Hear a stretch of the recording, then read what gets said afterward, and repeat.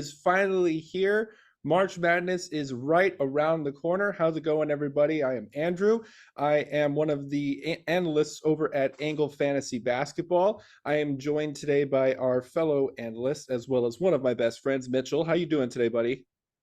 Doing pretty well, man. We're getting ready for honestly the most exciting time of the year for any sports fan, right? March Madness is coming up next week, and we're going to be going over some very exciting prospects. So, very special time of the year, and looking forward to today's episode. Absolutely. So, this is another, dynasty related podcast. We are taking a first look at upcoming prospects for the 2024 draft. So, this is actually part two. Part one of this series, we covered international and G League prospects. Today, we are covering exclusively NCAA prospects. So, we wanted to do this one right around when March Madness was going on. To kind of fit the theme and get everybody excited, because also this time of year, some of you in Dynasty have been eliminated from your Dynasty playoffs and need to start looking ahead to next year. So this video is going to help you out with getting started on that. And March Madness is also a great time to study some of these prospects in regards to how they perform, especially against specific size teams, specific schemes. So we're going to get into all of that today, because this draft, as we had talked about in the first episode, this draft is not a super star heavy draft, and there's no gem at the top. There's no Zion, no Paulo, no Wembanyama. There's not a player like that at the top of this draft. But there is, what we, have determined to be like a top four in this draft that does have some pretty good potential, as well as a lot of role players. So again, before we get into it, just really quickly, anything else that you wanted to say about the 2024 class, Mitch? Well, not necessarily. I think you covered a lot of it already, but just for this specific pod, I want to kind of reinstate how exciting this is, because all these players that we're going to be talking about today will probably be playing in March Madness. With one little disclaimer, maybe Colorado doesn't make it, but they're currently Mm-hmm. the 3 seed in the Pac-12. So hopefully they can make some noise in the tournament, and they did enough in the preseason where all six of these prospects will be in the NCAA tournament for us to watch. Absolutely. Big time of year. Rivalries, upsets. Of course, we're all going to be filling out our brackets with, what I like to call the most impossible challenge of the year. So, there's a lot going on with March Madness. It's a great atmosphere, and I feel like it's the one time of the year where, everybody allows you to watch sports during work. A lot of people, a lot of people out there went to college or have some type of college affiliation, and so especially during those first 2 days where there's games, throughout the day from 9 a.m. to 9 p.m. It's a great time to be a basketball fan. So let's get into the six of the highest level prospects that we think are going to be featured in March Madness for 2024. All right. So to start this podcast, we will be going over Reed Sheppard. Reed Sheppard is at Kentucky. He is a combo guard. He's listed at a generous 6'3". He might be closer to 6'1", 6'2" without shoes. He does weigh 187 pounds, and he is on the older side of a prospect. Reed Sheppard has a very, very, very great stat set, as you can see. He's especially efficient shooting the ball at 53% from the floor, 83% from the free throw line. He is shooting 53% from three, making 2.1 3-pointers per game on decent volume. And he's scoring 12.2 points, 4.2 rebounds, leading the team in assists at 4.5 assists. And this is really the big selling point, his stock potential. Reed Sheppard is averaging 2.6 steals a game and 0.7 blocks a game, while having a very minimal turnover rate at 1.9. So a little bit about Reed Sheppard. He is the best shooter in the draft, and he's a great off-the-ball scorer. So beginning of the year, what really put everyone on notice was how Reed Sheppard was shooting around 50% from the three-point line. And at first you're like, okay, he's probably just starting the season hot. You kind of, don't want to put too much stock into that performance. But now we're 4 months into the season and 31 games in. And Reed Sheppard is continuing to shoot over 50% from three. That is very astronomical, and it's honestly a big anomaly. Reed Sheppard, he's also a great off-ball cutter. He really moves without the ball, and it helps him generate open looks for himself. He's also not the highest usage player on Kentucky as well.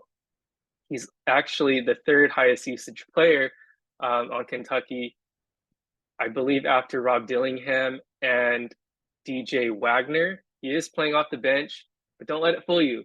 A lot of great Kentucky players played off the bench. Look at Devin Booker.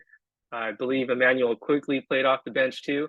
So don't let that fool you. Kentucky Gold is a real thing. I also want to point out that he does have potential to be a lead guard, playing as a third guard in Kentucky usage-wise. It doesn't really show his full capacity. Calipari likes to kind of hide his guards in a way where they don't really express their true skill set until they are in the NBA floor. He also is a quick decision maker. He really doesn't need to hold the ball long. He's a great ball mover. And he's also very quick to survey the floor in the fast break and spots the open man very easily for a transition layup or a dunk. He also, like I mentioned, leads the team in assists, and he really showcased his true point guard abilities lately. I believe 2 games ago against Vanderbilt, where he had an 11 assist game. Another selling point for him is that he has quick and active hands. He's a great team defender, and he reads passing lanes. Some of the limitations that Reed Sheppard has is his lack of size and unknown role at the next level. I mentioned before that 6'3" is very generous. He is not an elite athlete, although he does have, some athleticism. He makes some dunks in the fast break, but he doesn't have an explosive first step that you may want in a, franchise-changing point guard. There is concern in the NBA level that NBA offenses will target him. Like I want to mention, Reed Sheppard is a good defender, but he's an off-the-ball defender. He's not an point of attack defender like a Derek White or a Jalen Suggs, right? He's not as strong, he's not as built, he's not as hyper athletic as those type of guys. But in the good defensive scheme, you can really make out the most of Reed Sheppard's talents. He might be an exclusively off the ball shooting guard that's undersized, so there is some quite concern over that in the long term. But I see here that you put, a couple for a couple of his landing spots. I mean, like San Antonio makes a ton of sense. They have, needs across the board. I think obviously he could do a much better the job than someone like Blake Wesley and probably even Trey Jones can. But I am curious to see what his fit is with Houston. And I know you've covered Houston pretty thoroughly with a couple of articles that you've written too. You follow players like Jalen Green very closely, and like with the presence of Fred VanVleet there too. I just wanted to kind of get your opinion on where you think he fits best if he were to go to Houston. Yeah, that's a great question. So Houston, Fred VanVleet, they brought Fred VanVleet in as kind of a veteran presence, but he does have a 3-year contract. The last year is a team option, not a player option. So there is a need for a long-term point guard. We know Amen Thompson is there.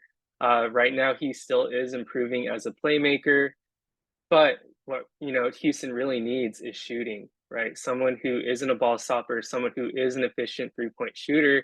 And right now, believe it or not, Dylan Brooks is their best 3-point shooter, and I don't think that's a great long-term solution. So Reed Sheppard can be a great plug-and-play option there. Maybe Jalen Green doesn't pan out. Maybe Jalen Green gets moved for future draft assets. I know they were trying to move him for Mikal Bridges to Brooklyn, along with 2 future first-round picks. That didn't come into fruition. So Reed Sheppard would integrate right there as a starting 2 guard next to Amen Thompson as well, if he isn't a primary ball handler. And I still love that fit, right?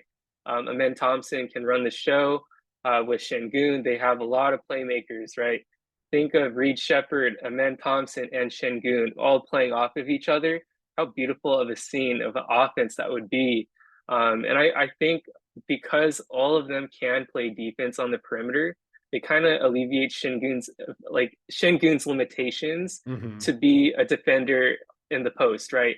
Hmm. If these guys aren't getting beat off the dribble, there's not as much pressure on Shingun to kind of capitalize and become that second interior presence.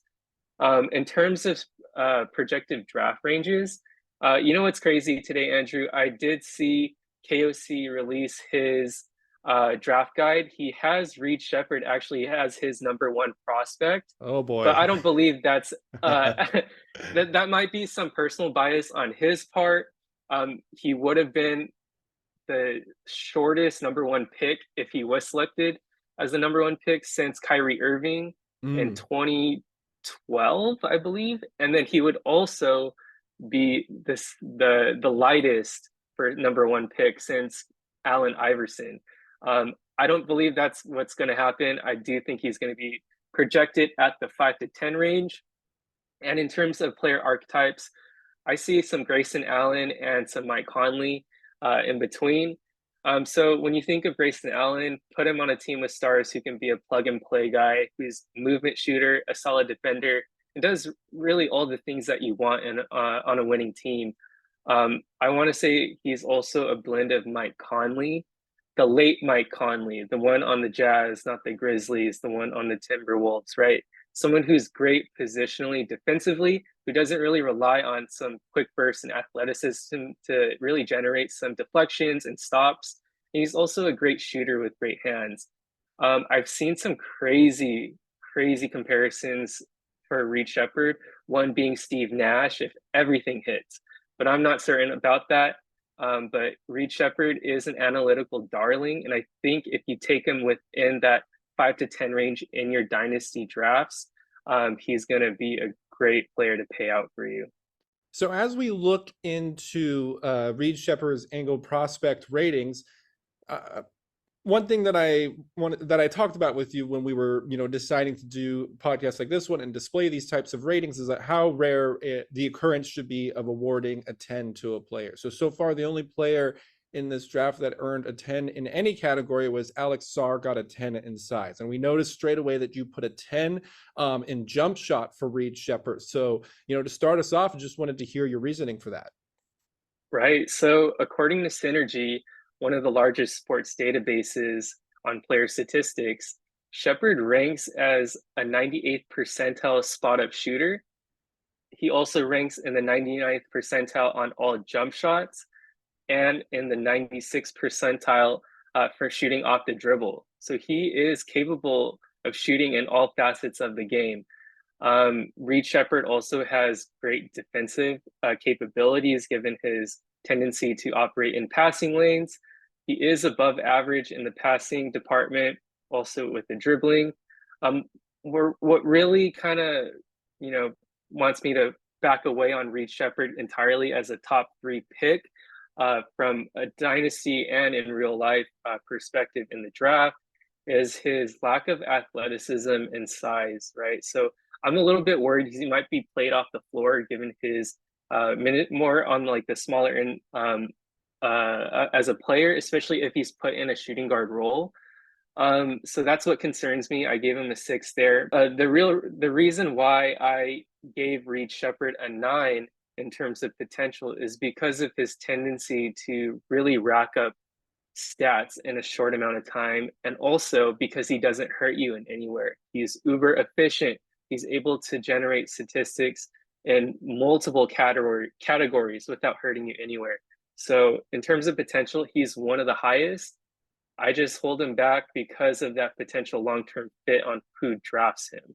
On to our next player. We are going to keep it at the University of Kentucky. We are going to now be covering Rob Dillingham. So first off, just the backcourt in general for the Kentucky team, or at least the primary two guards that we think of with this Kentucky roster is pretty much just undersized in general. I think 6'3" is also a little bit generous for Rob Dillingham.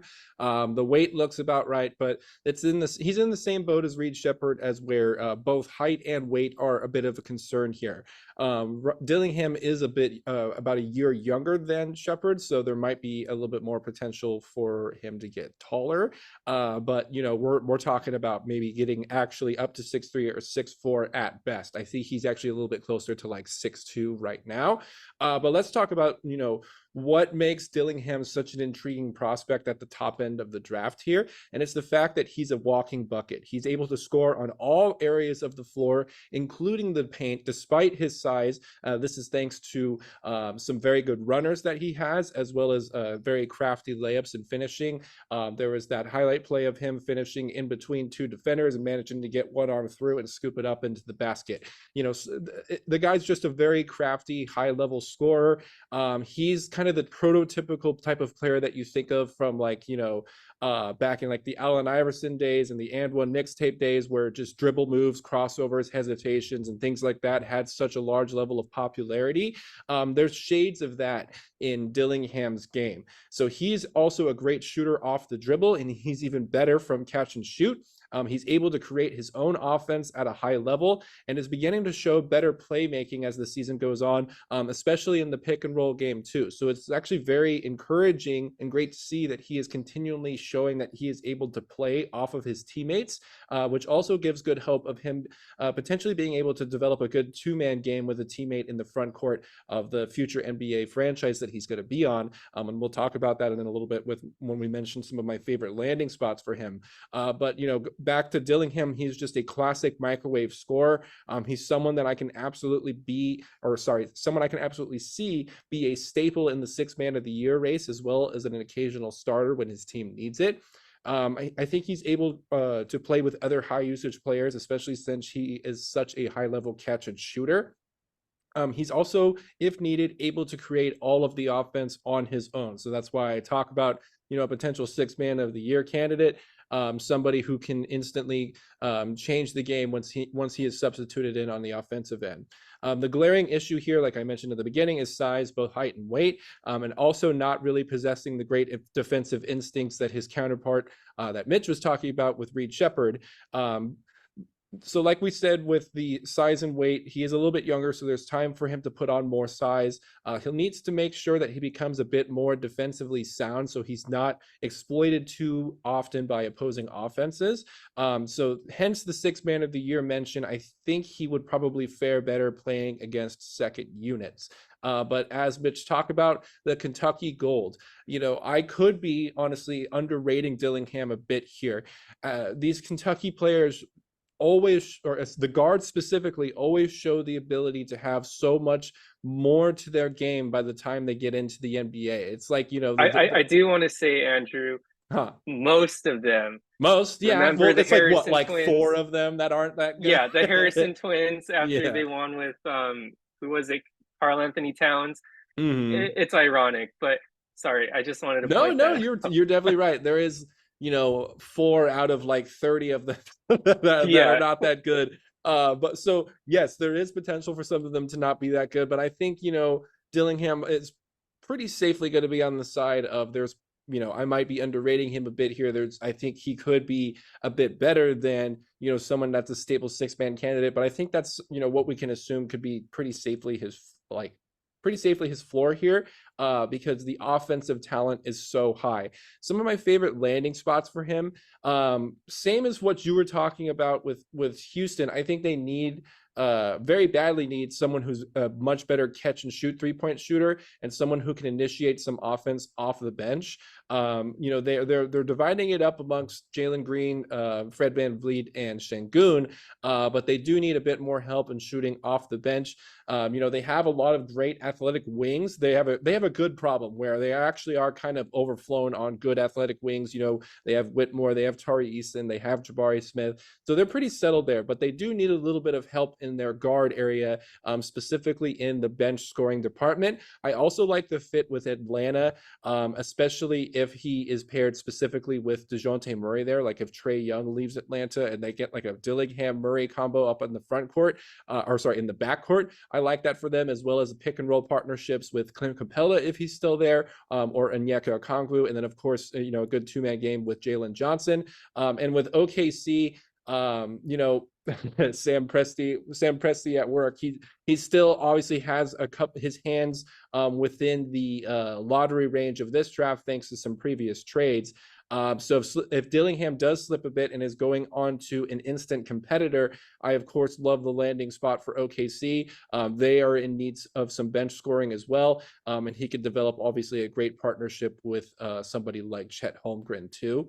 So looking at my player archetypes here, before we get into it, this is kind of sticking on a six-man theme. I have Jamal Crawford and Brandon Jennings listed here, but I wanted to ask you, Mitch, what do you think about my comparisons that I have for Rob Dillingham? Yeah, and I mean, it's very safe to say that he does have the floor as a potential six man of the year candidate from year in and year out, right? So I'm wondering, because Rob Dillingham is a very efficient shooter, catch and shoot, even off the dribble, I believe he's shooting 44.5% from the 3-point line on decent volume.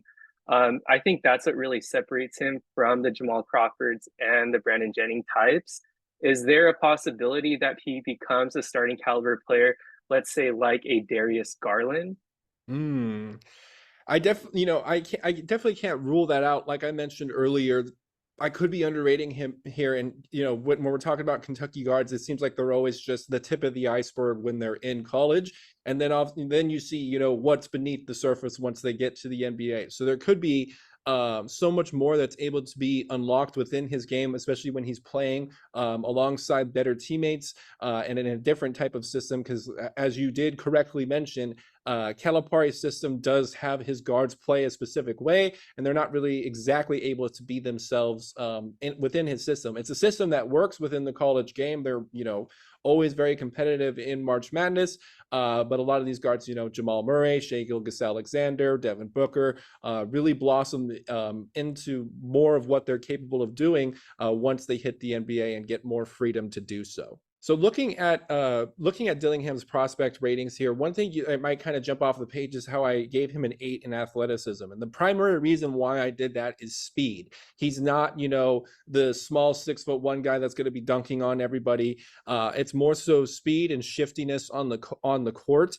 able to somehow be still glued to the court for really hard crossovers and hesitations, basically able to stop on a dime like that. That is something that I consider to be within the realm of athleticism. So I give him a great rating there. Both size and defense, leave a lot to be desired. He gets a 6 at both of those ratings. He gets a 7 in passing, so he is more of an offense first guard, but the passing is starting to develop a bit. So I think there is potential for 4 to 6 assists per game throughout his career, somewhere within that range. The jump shot is looking great. It can be a little bit better for him when he's off the dribble, but the catch and shoot facet of his game is NBA ready, and it's something I'm very excited to see happen for him, especially if he goes to a team that's not necessarily within a tanking situation, so not to a Detroit or something like that, but instead lands himself in Houston or New Orleans or Oklahoma or something like that. So I think he is fairly NBA ready. The only reason why I dock his rating a little bit in NBA readiness to a 7 is because of his size, but he does have good potential. I'm going to give him an 8 in potential rating. We only have 3 players within this draft that are at a 9. Unfortunately, he's not one of them, but if he was truly going to be somewhere like closer to a Darius Garland, then I would put a 9. But I think if he was going to be closer to that level, then we would see him a lot higher in mock drafts. There's just too much of a concern on defense right now with Rob Dillingham. Whereas Darius Garland was a decent defender coming out of college. He was a little bit taller, around 6'3", 6'4". But I still love, Rob Dillingham as a potential, top 5 pick. I think that's as high as I would take him in a dynasty rookie draft, just because there's so much movement between that 5 to 10 range. It really comes down to preference. Am I right, Andrew? Absolutely, you are. Absolutely. And it comes down to the landing spot too. Especially for a draft like this one where there's not a clear star and there's going to instead be a lot of guys who are really good, specialists at a particular role. Their landing spot's going to have a big impact, for them to use what they're best at. All right, so next up, we have the giant himself, Donovan Clingan. Donovan Clingan is a 7'4" center. He weighs 280 pounds, and he Woo! is born in 2004, so he is a returning player coming off an amazing championship run in March Madness. So Donovan Clingan has an increased role this year. He is their starting center. Last year, he did come off the bench, only playing around 13 minutes a game. Now he is playing 21 minutes a game. And that alone is really due to his size. They kind of want to preserve his minutes. If he's not out there 100%, then he's just going to be a lumbering big. He's going to get beat off the dribble all the time. So they're playing him. They're really conserving him. And that's why his minutes are a little bit lower. Based on his stat set, he has a great field goal percentage who can really serve as an anchor there. He's scoring at 63% from the field. He is a very bad free throw shooter on decent volume because he does get fouled a lot because of how big he is. And he's shooting 56% from the free throw line. He is a non-factor from three, scoring 0 threes a game. He is scoring 12.4 points, rebounding 6.9 rebounds, has 1.4 assists, 0.5 blocks, and this is his main selling point, guys. He is averaging 2.3 blocks per game and only 0.8 turnovers. So first and foremost about Donovan Clingan, his number one selling card is his rim protection. He is a drop coverage big that really controls the rim on the defensive end. He is very fundamentally sound on defense. He only fouls less than twice a game, allowing him to keep himself on the floor. The number one thing about Donovan Clingan, though, is his conditioning, right? So with that being said, he really knows how to stand his ground and keep his arms straight. And he is averaging around 4 blocks per game per 36. So if you're an advanced stats guy, Donovan Clingan is someone that you will fall in love with. He does have improved mobility from last year. So he is listed at 7'2" without shoes. He is 7'4" with shoes in the game. So he's someone who's actually pretty mobile for his size and his weight. And due to his increased mobility, he has an increased role this year, playing a little bit more, showing he can handle larger minutes given his frame. He does have a lot of limited offensive skill set. So, he's nothing more than a half court threat, right? He kind of needs buckets force fed to him, either through the pick and roll or he has to really seal down his defender. He's not going to give you a mid-range jump shot. He's not going to shoot threes. He's pretty one-dimensional, but he is a really solid big who does have some, passing upside. He does recognize when he's double teamed. He'll kick it out to the open man, and he'll even drop it from the high post to, cutters from the weak side. So he has a little bit of untapped potential that we're not seeing. Some of my favorite landing spots are Toronto. I do want to say, though, from projected draft range, it is a little bit wider because of his potential positional limitations. He is really just a drop coverage big right now. But in terms of Toronto, I think that's a real positional need in terms of a center. Jakob Poeltl, he's not someone that's going to stay around long term. Toronto is already cleaning house, getting rid of their veterans such as Pascal Siakam. I think Jakob Poeltl is next. They already got rid of OG Anunoby. And they don't really have a backup center, right? I mean, just today, I believe Chris Boucher has a torn MCL, and Christian Koloko does have medical issues given his blood clots. So Donovan Clingan would just slide right in. I love that fit because he can start right away with the young and up and coming Toronto Raptors. So I noticed here that you put New Orleans as a favorite landing spot too. And given that there's already a pretty crowded front court rotation, for redraft players, we're always dealing with the delicate dance between Jonas Valanciunas and Larry Nance. So I'm curious why you favored New Orleans. Which is what I feel is a crowded front court destination for Klingan. Yeah, New Orleans is a crowded front court. But one of the main selling points is that he does provide rim protection, and New Orleans is honestly one of the worst teams defensively right now, playing with Jonas Valanciunas. I don't think Larry Nance is any more than an energy guy off the bench, and he would really fit nicely alongside Zion, and he can really split minutes with Nance when they want to decide to play fast. And I do think Klingan will benefit with some pick and roll partners like Zion, CJ, and BI, who are very cerebral players who really know how to play the pick and roll very well. We've seen the rise of Point Zion this year. So I do think Klingan would benefit, even if he is in, a minute split next to Nance. I think they should move on from Jonas moving forward. I did touch upon the draft range. It is a bit wide. Klingan is limited offensively.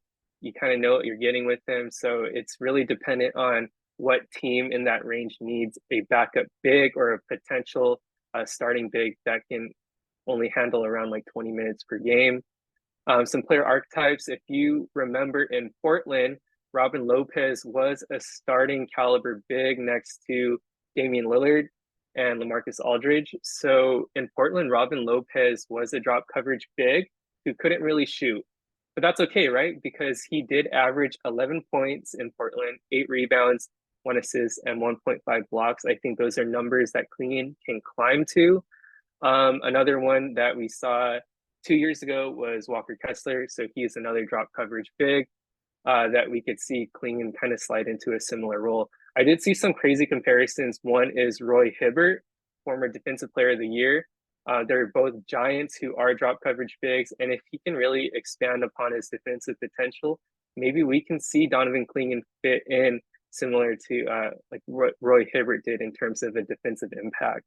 So moving on to prospect rankings, Donovan Clingan is, below average or average in terms of passing, dribbling, and a jump shot.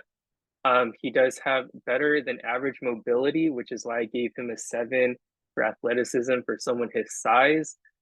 For size, he is a 9. I didn't give him a 10 like I did Sar, just because he's not as mobile, he's not as fluid, but he's still a giant human being, right? So 7'4". Were you gonna say something?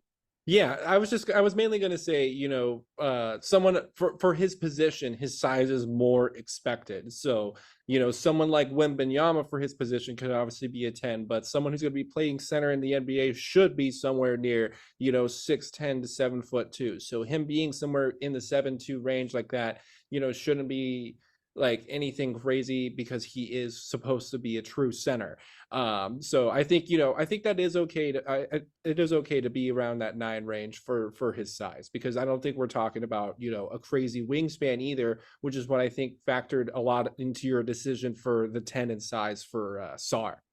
Right. You just reminded me of a very great point. Sar can play multiple positions, either That the too. power forward or the center. Even though he is a little bit shorter than Donovan Clingan, he does provide more versatility across multiple positions, right? So when you think of someone who's 7'1" playing a power forward, you're like, holy crap, that's astronomical. Clingan has a 9 on defense. We've seen his defensive impact last year at UConn. He's a huge reason why nobody could score on them in the paint. He is pretty NBA ready, given he is a master of what he does. And for that reason, he does have an 8 in potential. We're not going to see him as an offensive superstar, but we're also going to see someone who can provide you solid rebounding numbers and high defensive stats in terms of blocks, especially. All right, so now we are going to move out to the Pac-12, to the University of Colorado. We are going to look at Cody Williams, a 6'8" power forward, or what we would like to call a point forward. Cody is a potential number 1 pick And this is my personal favorite prospect at the top of this draft class. And I feel this way because I think he has the highest ceiling in regards to combination two-way player, both offense and defense. I think he has the highest ceiling for production on both ends of the floor combined. Yes, somebody like Alex Sarr is going to be more elite at producing defense, socks in regards to fantasy basketball, but someone like Cody is going to provide just a slightly lesser version of that in addition to far more offense than Sarr can offer. The top of this draft has some gambles in Sarr, Toppich, and Williams, which is why I think we see some draft boards putting somebody like Ricochet at number 1 because he seems to be the safest option. Like I said, his ceiling as a combo from both ends of the floor is the highest out of all of the prospects here. So as mentioned earlier, he is a point forward. He is an efficient scorer, although this scoring is on low volume, which we're going to get into in a little bit here. But the field goal percentage is something very promising that we like to see at this moment in time. He does have good athleticism. It's not incredible athleticism, which you'll see in the prospect ratings, and he does have a pretty good feel for the game too. I think I have not mentioned yet, this is actually the younger brother of Oklahoma City forward Jalen Williams. Yeah, so I do want to ask you a question, Andrew. Mm-hmm. Do you believe there is additional credence or acceptability that Cody Williams is a potential top 3 pick because he's related to Jalen Williams? Well, the apple, this can absolutely be a scenario where you say the apple doesn't fall too far from the tree. But one thing we have to look at with Jalen Williams is he was much more of a late bloomer. He went under the radar. He played at some, less than mid-major schools, at some pretty lesser known schools until he eventually made it to Santa Clara. And really became more recognized when he was at the combine. He went through a little bit of a growth spurt, and there was much more maturity to his game in a short span of time, especially with steals, deflections, and three-point shooting. Cody Williams, on the other hand, has not gone under the radar. One of the reasons for which I think is because he's much bigger than his brother Jalen, longer, taller. It seems to be much more of a fluid athlete than him too. He's going to a bigger school. He's playing in the Pac-12, and right away throughout the year, he's been near the top of draft boards. So, I can't deny that Jalen Williams has no impact on moving Cody Williams up draft boards a little bit, but we can say the same thing about, Kentucky guards. That's kind of the same principle here too. People are going to value them highly because they come from something that's familiar to them within the Kentucky system. So if this person's going to have similar genetics or potentially better genetics, bigger size, bigger wingspan, things like that, than somebody who's a very good NBA player and a great dynasty asset, then, that is absolutely going to add to his value too. So I'm not going to deny that, Jalen Williams has nothing to do with this, because he does. But, Jalen Williams himself thinks Cody has potential to be better than him. And I think that's something that we need to seriously take note of. Similar to what happened to Jalen, we also have to remember too, Jalen's an older prospect. So Cody's going to be coming into the NBA much earlier than him. But what we're seeing from Cody right before he's getting into the NBA is kind of similar to what Jalen was doing, where the playmaking and three-point shooting is starting to develop a bit, but he does shoot on low volume. So there needs to be an improvement overall on shooting from outside of the paint, because as you can see from his field goal percentages, he's really much more of an in the paint around the rim shooter. And we want to see him shoot efficiently on higher volume from 3-point range, as well as from the mid-range too, because he is someone who's going to be, or is capable of, and can potentially be initiating offense on his own, needing to create space in the mid-range as well as 3-point range for himself in order to then open up the floor to attack the rim, which is something that he's already proven he's good at doing. So he has been battling injuries this season, but he's also shown great flashes when he's been playing.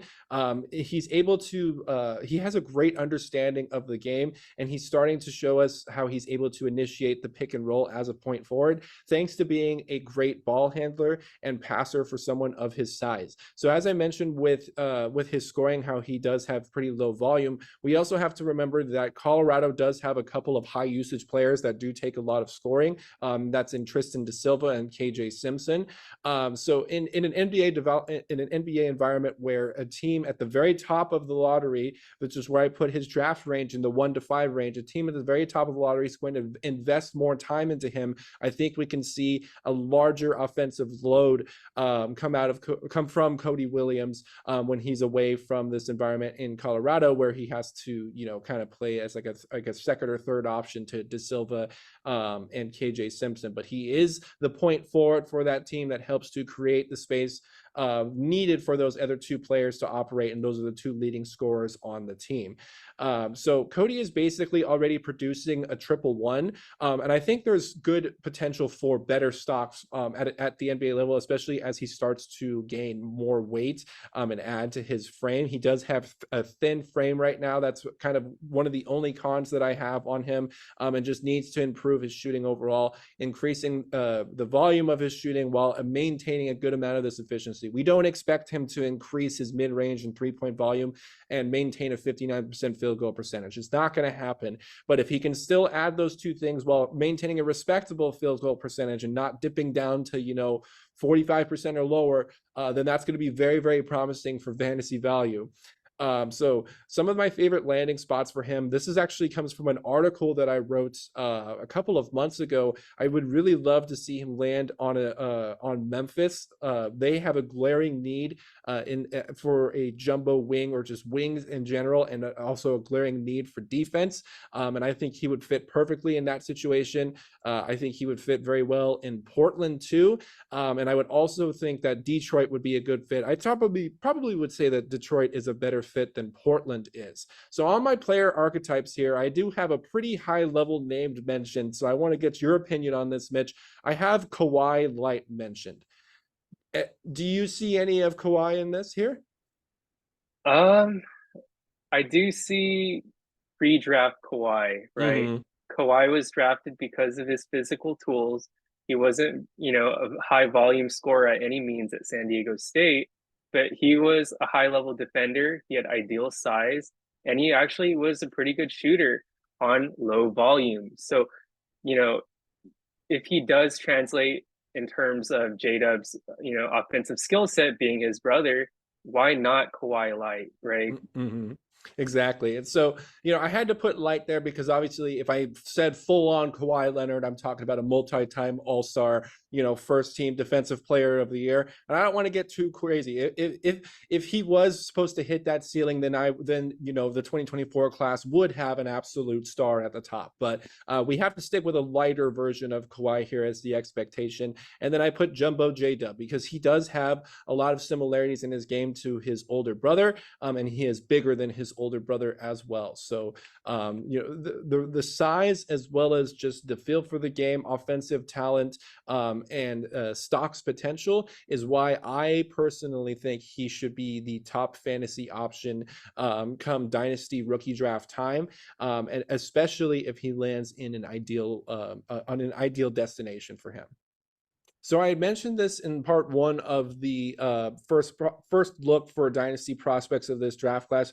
There's only 3 prospects that we rate as a 9 in potential in this draft class. So in last episode, we covered Sar and Topic, and the third one is Cody Williams. I think he is pretty NBA ready, and I think we're going to see that, especially once we check out some of his combine measurements and performance, and when we see him with some better teammates surrounding him, such as in Summer League and in the regular NBA season. The jump shot, dribbling, and passing all are areas in need of improvement, but there is a lot of potential for all of these areas to be something that can eventually become a strength in Cody Williams' game. And then what's already currently a strength for Cody Williams is his athleticism, mainly with his lateral movement. So very similar to his brother, lateral movement, disrupting passing lanes, not really a crazy vertical athlete, which is also similar to his brother too. He has great size. I gave him an 8 rating in that, and an 8 rating in defense too. Again, good lateral movement and active hands. Okay, so finally, we are going to get into Kyle Filipowski. He is a power forward center hybrid from Duke. He is one of the older prospects. He is actually the oldest prospect that we have talked about so far. He is a returner from Duke. He was born in 2003. He is 7 feet tall and weighs 248 pounds.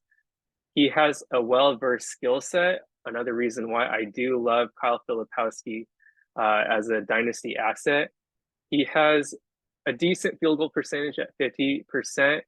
He has a decent free throw percentage, something that he does need to improve on. He's shooting it at 66.7%. He makes 1.1 threes a game. He's scoring 16.5 points, 8.1 rebounds, 2.9 assists, which I believe is his swing skill. He's averaging 1 steal and 1.6 blocks on 2.2 turnovers. So some of my prospect notes: Kyle Filipowski is an improved shot maker and defender. So last season, Kyle Filipowski was mostly utilized as kind of a back to the basket threat alongside Derek Lively, who really also had some defensive question marks last year, and his ability to really shoot the three was also a concern. But now this year, he is shooting 35% from three, a 7% improvement on higher volume. He's also an improved shot blocker. So he is actually meeting his opponents at the rim where they're only shooting 45% in the paint. He does have a lack of lateral quickness. He is not going to be someone like Clint Capella who's going to switch on the pick and roll and guard the opposing offensive player's point guard, right? But he can still keep in front of them for a little bit of a time without being exposed, kind of drastically in terms of like a drop coverage big like Donovan Clingan, like we mentioned before. He's not a lumbering big at any means and is really above average in terms of switchability. His swing skill, I believe he has a real hidden potential as a secondary playmaker. So this is his swing skill as a 7-footer. He's a great passer off doubles in the high post and even running the floor. He's someone who can bring up the ball, and I think that's a rare skill set to have in a 7-foot prospect. His assist percentage of 18.4% is honestly tremendously high. It's only 5% lower than Reed Sheppard, who's one of the best passers in this year's draft. And he compares to Sabonis and Kelly Olynyk, who had actually less of an assist percentage at 11.1% and 15.1% when they were in Gonzaga. But despite his frame, he does struggle to finish through contact, especially against length, probably because of his lack of verticality. He's not a hyper athletic big. He's someone who really relies on his footwork and timing. And as a result, he can't really score over length. He's only made, I believe, 20 dunks this season, which is pretty low considering he is 7 feet tall. In terms of favorite landing spots, I believe Oklahoma City is a great one. There were rumors in this following trade deadline that Oklahoma City was looking to obtain Kelly Olynyk from the Utah Jazz. Unfortunately, they were outbid by the Toronto Raptors. He is someone who could be a big body, who's a drop coverage big next to Chet. He can really become, someone who is an off-ball shot blocker, which Chet would really excel at and guard the perimeter due to his length and athleticism. I also believe Chicago would be a great fit as well. Projected draft range, he is getting some buzz in the late lottery. So right now we have him anywhere from 8 to 16. And I actually wrote an article about Kyle Filipowski a couple months ago. I do believe he is, a hidden gem within this draft class, right? So I know everyone really gets excited at those freshman type prospects or someone who is on the younger side from an international stance. But really, don't forget about Kyle Filipowski here. Just look at his stat set. Someone who can be a real return of investment for you if you were to take him in the late lottery, even outside of the lottery in the mid-teens. He can, I can easily see him projecting as someone who is the 5th best player in this draft class easily, where there's a lot of unreliability in terms of who becomes, the real star and gem of this class. some player archetypes. I see some Lauri Markkanen in him because of his increased mobility as a big man. He can play off the perimeter. He can take you off the dribble as a 7-footer, and he can stretch the floor from three. But on the floor side, I do see him as someone like Kelly Olynyk, but someone who also does have defensive potential, unlike Kelly. So Andrew, how do you feel about some of my player archetypes on Kyle Filipowski? Am I a little bit too high, too low on him? I'd love to know, I think it's right a on the little bit mark. about your thoughts. Yeah, I think it's right on the mark. It's funny that we're in an NCAA focused podcast here because he does have like that European big type of feel to him in his movement and his game. I think one thing that I might, be as a little bit of a point of disagreement on us is I think he is a little bit more limited mobility wise than we might think. So like a couple of comparisons I would make would be like Pau Gasol in his later years with the Lakers, or like kind of like maybe closer like a ceiling somewhat similar to or a little bit better than like the current version of Nikola Vucevic. So he does seem like somebody who is safe to be on the floor. He's not going to get played off the floor all the time, but I think there might be a little bit more limitations to his mobility than you give him credit for. Got it. And that's completely fair. And even if he isn't as mobile as I say he is, Nikola Vucevic on the Bulls, he's a top 20 player in 9 category leagues, right? That's so true. Even if he can reach that point as his apex, that's a steal in the draft right over there. And there's plenty of those Euro bigs who aren't that fast, but they find other ways to have an impact, especially from a 9 category fantasy basketball perspective. So I do agree that Filipowski has that potential to do that. The question is, just how high can the ceiling really go for him? But I do agree though that he is someone that I also like in this draft class. So now we'll get into our angle prospect rankings. As you can see, Kyle Filipowski is very well-rounded here. He is really, above average in every single category except athleticism. He isn't the most mobile big. He's not an above the rim finisher, but he makes up for it with his dexterity and his footwork. He does have a little, I want to say above average dribbling for a big man. He can move the ball a little bit. He could dribble. He could break you down. Kind of like a Lauri Markkanen to a lesser extent. And his size, he is a 7-footer for a center. Most centers nowadays are either 6'9" or 6'10", which gives him a little bit of upside at 7 feet tall. I don't think he'll ever become, an above the rim finisher, given what we've seen against lower competition at Duke. But I do think he can still make a pretty sizable impact from the jump, which is why I give him an 8 for NBA readiness.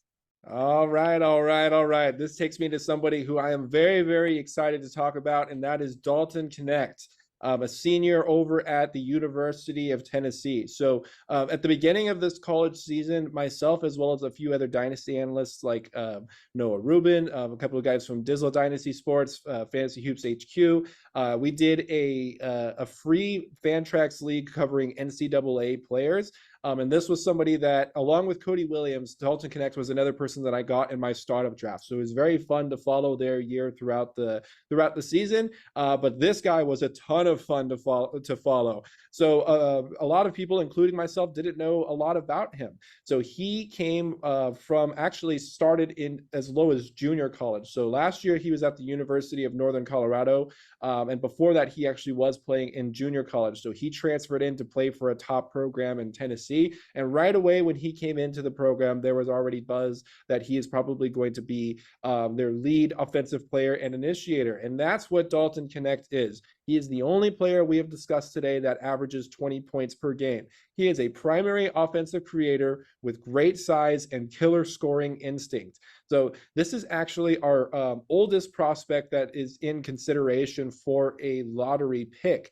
But despite his age, I think that there really is a lot to like here. He is a very, very smart player. He has an excellent three-point shot. He is a 40% three-point shooter on high volume. Like I said, he is a lead guard for a number 5 program in the country, or sorry, not a lead guard, but a lead offensive player for one of the best programs in the country.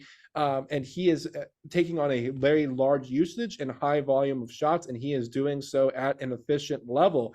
He has a very deep bag of both moves with the ball as well as dribble moves to create space for himself to either get to the rim, create space for three-point shots or mid-range shots. He can score anywhere on the floor. He is a excellent jump shooter, and he's a sneaky good vertical athlete. So the limitation for him is moves a little slow on defense. He's not a great lateral athlete. He's basically the opposite of Cody Williams. Cody Williams is not a great vertical athlete, but is an excellent lateral athlete. Dalton Knecht is a sneaky good vertical athlete, but not a great lateral athlete. So Knecht, shout out to Chase Budinger. Exactly. Exactly. So, he is somebody who can absolutely dunk on you, or he can drain threes, or he can shoot off the middle, off the dribble in the mid-range, or he can operate in the pick and roll. This guy is a do-it-all scorer and an offensive hub. He has Tennessee on his backs, carrying the scoring load. And as I mentioned, they are at a top 5 rank in the country right now, heading into conference play. So the number one, concern that people are also going to have is the age. This is something that gets brought up in every single draft class. Oh, he's too old. He shouldn't be a lottery pick. But a very intriguing story that we just saw go down was the story of Jaime Jaquez, somebody who proved throughout his career at UCLA and playing within the Pac-12 that he is a great player. So his age is what caused him to slip in the draft, but now we're all asking ourselves, how the hell did this guy pick so low? So I wanted to get your opinion on this, Mitch. How much do you factor in Knecht's age to his draft stock here? Age is definitely a factor given, the realm of dynasty basketball, right? But first and foremost, if you can play, right? Some of the main things that I look for is one, someone who's a high level processor. It seems like Dalton Knecht is someone who is able to make a real impact across categories. Dalton Knecht is someone who can do that, and someone who also has great feel for the game. So I don't have a real big concern on the translatability. I'm looking at your player comparisons. Bogdan Bogdanovic, someone who is a very similar player archetype. He's having a top 50 season at the moment in category leagues, right? He's also someone who came a little bit older into the draft. So if Dalton Knecht can be, someone who's a high feel, high impact, and NBA ready player, you're going to get a real quick return of investment with this kid. So looking forward, no real concern. Exactly, especially if we kind of see a repeat of what happened with Miami and Jaquez, where Knecht basically lands himself on a team that has much higher expectations for playoffs than some of the other teams that are going to be in the lottery. So Knecht is somebody that I believe is well deserving of a lottery pick. I see his range anywhere between 6 to 15. I would not be shocked if he got picked a little bit earlier than 6, because this is somebody who dropped 40 points against Kentucky and 39 points against Auburn. This is a very, very high level scorer, potentially the best scorer within this draft class. Especially because we're talking about his size here too. Dillingham's an excellent scorer too, but we're talking about a very limited person in regards to his size and his weight. Knecht is 6'6", and he is well over 200 pounds right now. You can clearly notice when he's on the floor that this is a very big dude. So some of my favorite landing spots for him, it would be insane if he went to Oklahoma City. Like just how Oklahoma City just traded for Gordon Hayward, they're going to get basically a better version of what they were hoping for in Hayward if they were to draft Dalton Knecht. Houston, for the exact same reason that we discussed with guys like Reed Sheppard and Rob Dillingham, could absolutely use an offensive spark plug like Dalton Knecht. Memphis would be a great fit too. Again, they are very wing needy, and who couldn't be able to use a good amount of offense for somebody who's mature and would blend in well into a playoff team environment, which is something that Memphis should be looking to do when they're fully healthy. So all three of those teams that I mentioned are teams that could very well be vying for a playoff spot in 2025, OKC, Houston, and Memphis. So the player archetypes, as Mitch mentioned, that I have here, Bogdan Bogdanovic, I see a lot of similarities in their game. Max Strus is another player archetype that I have listed for Knecht here too. Again, lethal shooters, but a big reason why I list Bogdan is that he's able to have the offense flow through him. You can, maybe pull a star player off the floor and let Knecht run the offense on his own for a while, similar to what, someone like Atlanta does with Bogdanovich. So due to his age, we do have to dock his overall potential a little bit. I still put it at a 7. I'm not going to put it below that because I think there is still a little bit of room to grow in his game, but we have to factor in, how old he is. But, oftentimes some people get a little too blinded to age, but that's, with that age, experience, NBA readiness is going to be a 9. And also, we're going to give his jump shot a 9 too. He is an excellent scorer from anywhere on the floor. His dribbling, passing, and defense are all pretty passable. We're going to put them at a 7. So one thing I didn't mention is he actually is pretty decent at stocks, 0.7 steals, 0.7 blocks. That's not useless. A lot of guys who are pure offense guys don't produce a ton in the way of stocks for 9 category leagues. But Knecht, at least in college, is showing a good ability to do that, especially when we're talking blocks. And as I mentioned, he's a good vertical athlete. I gave him an 8 in size, 6'6", well over 200 pounds. This is a big dude. And athleticism too, as I mentioned, mainly focusing on the vertical athleticism for Knecht. So before we get into, wrapping up this show here, Mitch, I wanted to get your opinion on something kind of fun here. So I'm putting you on the spot. What are two teams you like the most or have best odds to come out as the champions in March Madness for 2024? Yeah, great question. I'm gonna pick the Cal State Fullerton Titans. No, all jokes aside, our alumni team is second worst team in the Big West. But in all seriousness, I do love UConn to repeat. They're one of the hottest teams in NCAA right now. They have a lot of returning players. Even though Andre Jackson and Jordan Hawkins left, Donovan Clingan has returned. They also have another top 10 prospect that we didn't talk about, Stephon Castle, who is a 6'6" point guard. So look out for him as well. Another team, maybe this is the year Kentucky gets out of what is it called? The group of 32. Yeah. If they can get past the group of 32 after a 3-year slump, this might be the year, man. Sometimes they go on real deep runs, and they have an exciting backcourt with Rob Dillingham and Reed Sheppard. I'm going to be rooting for them, and hopefully Calipari has one more in him.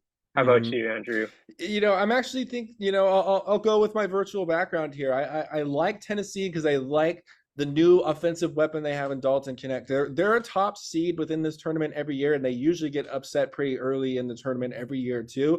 But I think Knecht actually might be the difference maker for them. And then also, I'm gonna have to agree with you. UConn looks absolutely ridiculous this year. Would not be shocked at all if they get if they get a repeat, but I would love to see, Knecht going off for 30 plus points. Like, for example, what he just did against Kentucky, he's doing this against SEC teams. So I would love to see it happen in the NCAA tournament. I think he could be a star of March Madness for sure.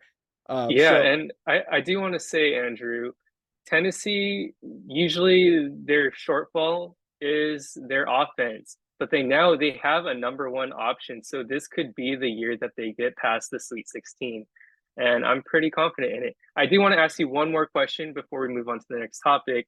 No love for Purdue. Is this, the year of Zach Edey? It's his senior year. Can he do it? Can he finally get past the Elite Eight? I don't know. He does seem to get kind of like, because rebounding is a huge factor in March Madness. That's something I try to focus very heavily on when I'm trying to pick out my brackets. Is like when I'm kind of undecided between two teams, the one tiebreaker I'll go down to is like, all right, who's the better rebounding team? So the presence of Zach Edey always does absolutely cause a threat to most teams, but he has been in the tournament a few years in a row, and we've seen some teams learn how to exploit some of his limitations and just some of the limitations of the Purdue team in general. But kudos to him, because he has been playing his way into first round consideration, where in previous years, even though he's been really good, the whole time he's been in college, in previous years he was second round consideration at best. So props to him for increasing his draft stock there. So that's going to wrap it up for us today for the Prospect Dynasty first look for NCAA draft prospects. Again, check the link in the description below. We're going to link part 1 to this video, which covers some of our favorite G League, Ignite, and international prospects. And be on the lookout for more draft content from us. So again, if you were eliminated from your Dynasty League, or if you got your Dynasty League wrapping up in a few weeks here, you're going to start looking forward to the 2024 draft pretty soon. So these our 2 videos, or our 2 podcasts here, are going to be very helpful to you. And then be on the lookout for some mock drafts from Mitch and I. We're going to go through one with the, in the lottery, and we'll probably get one going in the top 30 as well. And also in the future, sometime over the summer, you will see us incorporate the 2024 class into our overall Dynasty rankings. So if you want to stay updated and informed to all of our content, please be sure to check out anglefantasybasketball.wordpress.com. Be sure to follow us on Twitter and TikTok at anglefantasybb. Smash that like button if you enjoyed this video. Please be sure to subscribe to the channel if you are new, and we'll catch you next time.